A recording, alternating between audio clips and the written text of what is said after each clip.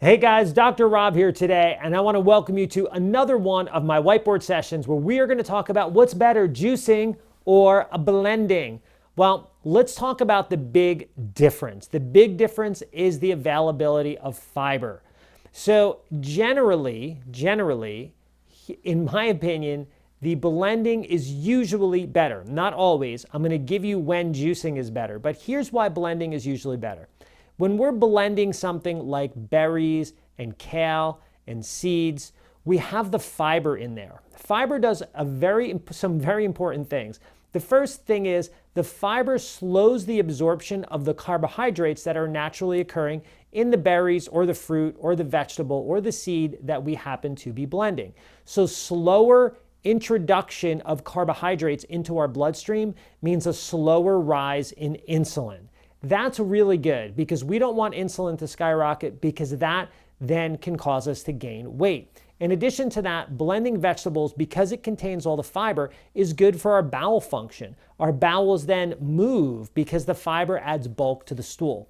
Also, the fiber itself is or can be, depending upon what you're blending, a prebiotic food, meaning the actual beneficial bacteria in your gut are super happy when you have blended vegetables and fruits because they're like, whoa, we got food. It's not only your dinner time, but it's our dinner time, which means those good bacteria can grow and become stronger, and they can make the nutrients that our intestinal cells need to flourish so the intestinal lining can become stronger and healthier.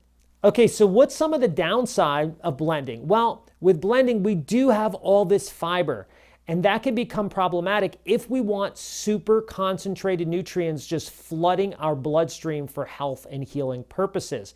When we have all this fiber, we could only juice, or rather we could only blend so much because you could only drink so much, I could blend a couple servings of kale and maybe a couple servings of berry, and I have 48 ounces worth of liquid sitting there in front of me, versus if we juice the same amount, we might only have 3 or 4 ounces of liquid sitting in front of us.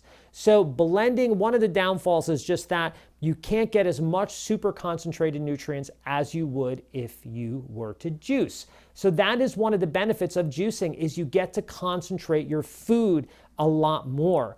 So if you're really trying to heal and recover from a more terminal illness or a much more chronic illness, then juicing vegetables, I say specifically vegetables, can be really good.